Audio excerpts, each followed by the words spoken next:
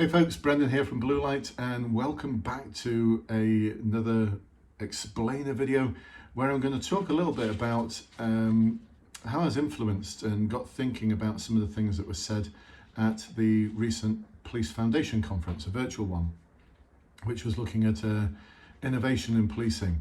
And there were two speakers there that particularly struck me as having something to say that was worth listening to. One of them was Professor John Coxhead, and the other one is, I don't know, forgive me, Terry, a doctor, professor, or just Terry O'Connell, who talked about the challenges of police innovation, key impediments to innovation. Sorry, I'm looking at my scribbly notes here as well at the same time. And John was talking about authentic thinking. I think one of the challenges that they were talking about, and one of the themes of the conference, was the need to unlearn some things and challenge the sort of hierarchical position that the police are in. Of course, the police do need a hierarchy depending on the situation, but when we're faced with complex, difficult, wicked problems within communities and within our partnerships, tackling some of the issues that are difficult today and are going to be even more complex and difficult tomorrow, then more group thinking is needed. This concept that you may be in charge, but you're certainly not in control. And if any of you, as serving police officers, senior ones especially, think that you're actually in control of everything that's going on, it might be time for a little bit of reflection. I realised after a few years of being an inspector that I might be in charge, but I'm definitely not in control, especially when it came to partnership working and my role as a neighbourhood police officer. And I think accepting that helped me.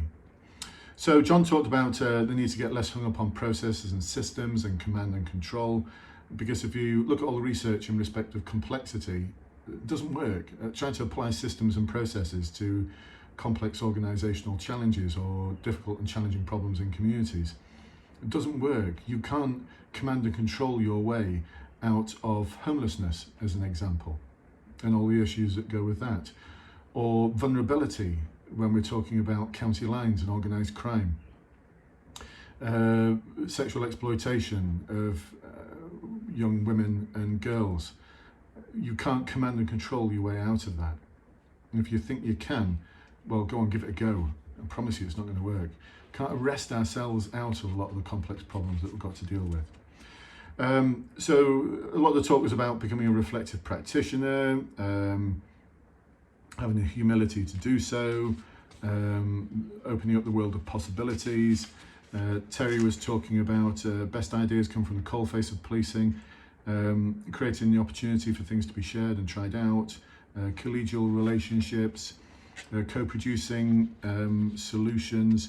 There's lots of talk like that about this is the what that's needed. What struck me though was there's very little how would you do this. So that's the purpose of this video. 3 minutes in, here's the actual purpose of this video. So I'm going to share with you a model that I think might be useful for you in terms of taking those sort of conversations forward, because I'm quite sure there's lots of people at that conference thinking, yes, but how do I do that? It's all well and good talking about practice and reflective practitioner, but how? Come on, tell me how to do this. So there's lots of different ways you can do this, but I'm just going to give you a brief overview of a model that I've used a lot in the past, works so well, works incredibly well, and it's very counter to the traditional way of thinking in the police, because you're removing yourself even more from being in control, and your role is less as a sort of hierarchical manager or leader and more as an enabler, as a facilitator of change. Forgive me if some of you might be thinking, gosh, he's talking funny today. He doesn't normally talk like this. I'm trying to make it as simple as possible, because you're looking at this, things like discovery, dream, design, destiny. What on earth is that all about? More about that in a moment. So why this is particularly important for you? Well, if you're a serving police officer and you are going for a promotion, you're going to get asked questions like, let's have a look at some of the forward-facing questions that you could get asked. What will you do to ensure that your team embraces new ways of working? There you go, that's innovative and open-minded. Emotional awareness. What part will you play in ensuring that diversity and inclusion is important within your team? Collaboration, how are you going to create and build relationships with partner agencies? How are you going to overcome challenges to service delivery and deliver support and inspire?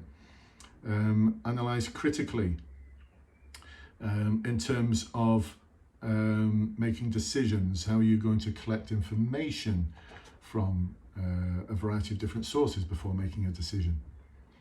This model works for all of that. Now it comes from, do you know, embarrassingly, I can't remember the name of the author. I'll put it in the text below. How about that? I've just had one of those little mind things where I forget. I think there's my book there actually that tells me. It is actually. Bear with me. This is unusual for me. Bear with me. I'm just going to get one of a useful book that you might find interesting. So let's just move backwards. There it is on my bookshelf.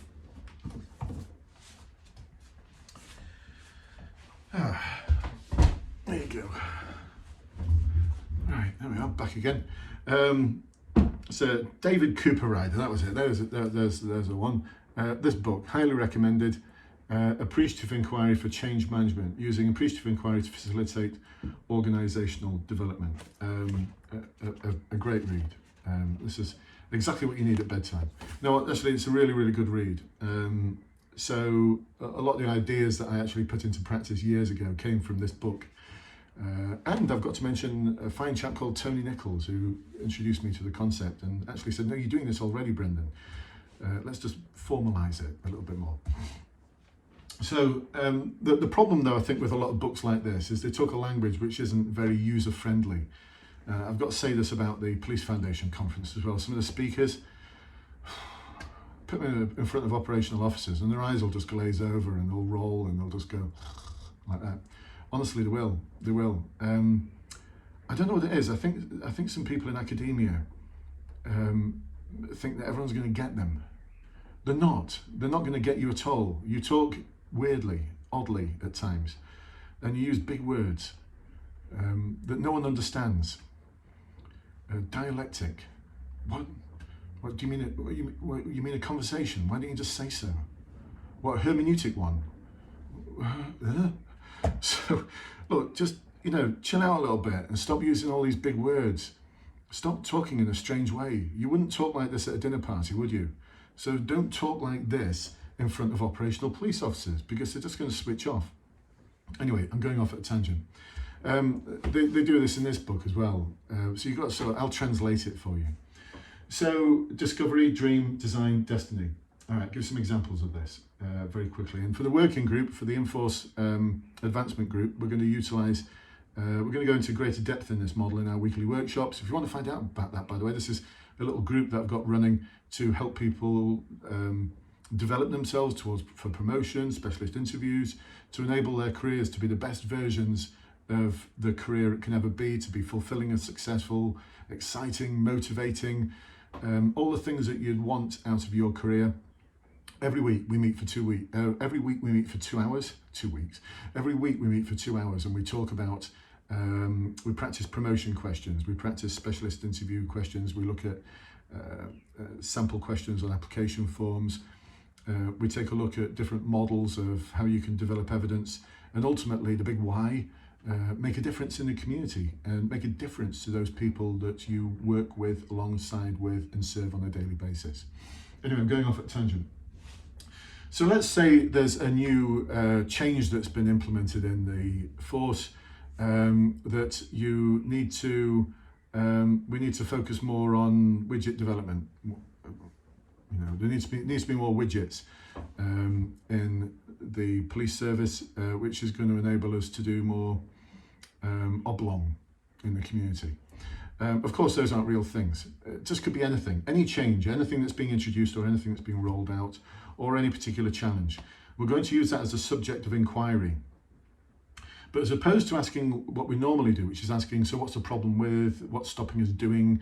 We get very problem focused, don't we? And we're looking backwards all the time, focusing on the causes of the causes and the impact if we don't do anything about this. And I'm not saying there's not room for that and there's not space for that. I think it's, I do that as well. And I've done that as well. But I think in terms of moving forwards, this model is really good. So what we're going to do is, the first thing we're going to do is, instead of asking questions about what the problems are, we're going to ask questions about what's going well. So what's going well in respect of Oblong at this moment in time? Tell me about a time when you've done something that you're really proud of in respect of Oblong. So we're asking appreciative questions. This is this discovery phase. We're discovering what's good about the subject of inquiry already, not what's bad about it, not what's not working. We want to know what's working and what's working well. Because you can't build a house on wobbly foundations, broken foundations, can you? So we're building a foundation here based on things that's working already. What's working already? Dream. I'm sure they only came up with these words so they could call it the 4D model, by the way, which is what it often gets referred to. Dream. This is where we're going to create a compelling and concrete vision for the future.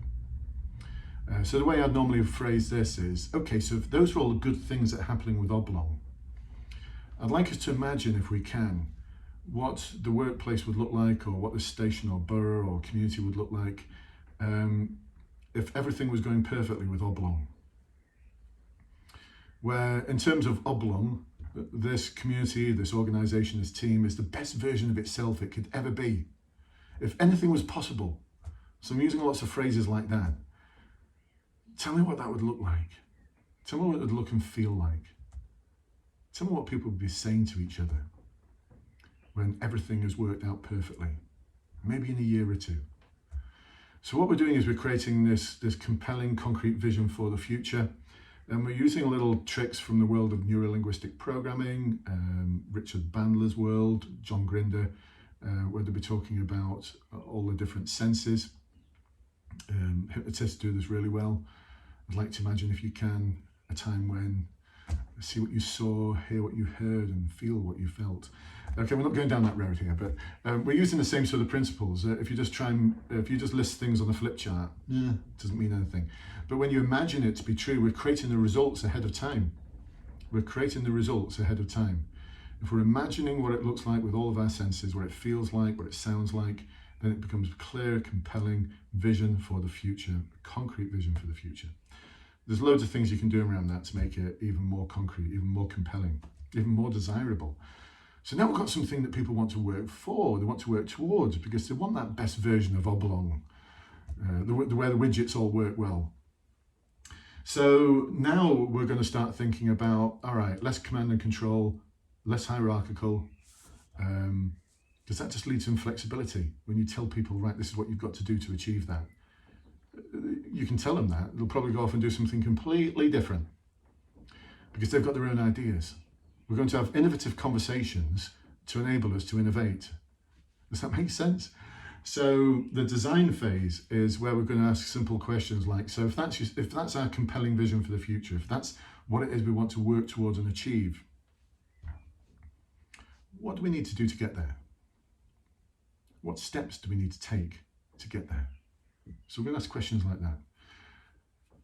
And people will go, oh, I don't know. Let's imagine that we do know. What would it be like if you did know? Imagine that you know for a moment. Then what? So we're going to use all sorts of different questions like that, little tricks that are based in asking the right questions at the right time. Work backwards then. Oh, I don't know what the starting point is. All right, well, let's just imagine that we're in the future and that thing is actually happening. We're doing an excellent job of widget to produce lots of oblongs. Let's work backwards. Tell me a story about how we got here. What was the first thing that we did? And someone's going to come up with some ideas. The ideas will start flowing. And I know some of you might be listening to this thinking, this will never work with police officers. Well, it probably won't if you sit down and say, right, today we're going to do an hour of appreciative inquiry. No, it won't work. That won't work. But if you just build this into a natural conversation, if your natural conversation is more appreciative and you're not doing it as something that's formalized, this is the sort of conversation that you could have had in a police canteen if they still existed. Or on nights when you've got the kebabs in. Or we've got a curry. We're having a team curry. Or cakes. Someone's had a cake find and we're just sitting down for half an hour taking a bit of a break. And some of you might be thinking, can we afford to do that? can you afford not to? Can you afford not to is a question I'd be asking. So now we've got the steps, some steps, and it's not all of them, because you're looking at the future, and these are complex problems where things are going to get in the way, and the direction you think you're going to go in isn't the direction you're going to actually have gone in. But at least you're taking that first step forwards to the future, as opposed to constantly looking backwards at the problems. So the destiny phase is basically questions like, so who's going to take responsibility for those first steps? Who's going to give it a go? Who's going to try this out? What support do you need from me to enable you to do that? Oh, I don't know. Let's just imagine we do know for a moment. Well, let's imagine someone comes in and they do know. What would they be telling us? So lots of questions, lots of inquiry type questions to get people thinking. And you might be thinking, oh, I'll never work on police officers. Of course it will. Of course it will. It's just that they're not used to it. Or some might be, actually, depending on where you work and depending on the managers. But some, no, they might not be used to it because they've been used to managers and supervisors trying to do command and control. And those managers and supervisors often get surprised when people go off and do things different. And so this is a model that you might find useful. I hope it is useful for you. And all the notes I made around the conversations from John and Terry, they all talked about this as the what. Actually, Terry talked about creating the opportunity for ideas to be shared and tried out, visionary leadership, collegial relationships, a safe environment where vulnerability is strength, dialogue, debate, critique and challenge. How can we collaborate with communities and partners if we can't collaborate with ourselves? Actually, I think I wrote that. I don't think he said that. Actually, some of those things might be things that I wrote down. Anyway, yeah, the importance of connecting the why to the what. I got a bit lost with that bit. Anyway, look, go to the Police Foundation. If you're watching this and you're on Twitter, go to the Police Foundation Twitter feed and you'll be able to watch a replay that free. It's free as well, free conference. Really useful. Right, I'm going off at a tangent now, aren't I? Stop it, Brenda. Hope you found this useful, folks. For those of you in the promotion process, this is an awesome model, awesome. It just ticks all the boxes in terms of organisational change because you're moving towards the future as opposed to looking behind you all the time. If you've got any questions, please do let me know. Got all sorts of ideas buzzing around in my head all the time. It's like noodles inside my head. Honestly, it is like scrambled noodles. That's how I think all the time. That's why I love this kind of stuff. The 4D model, appreciative inquiry, how to. Hope you found it useful. Catch you next time. Bye-bye for now.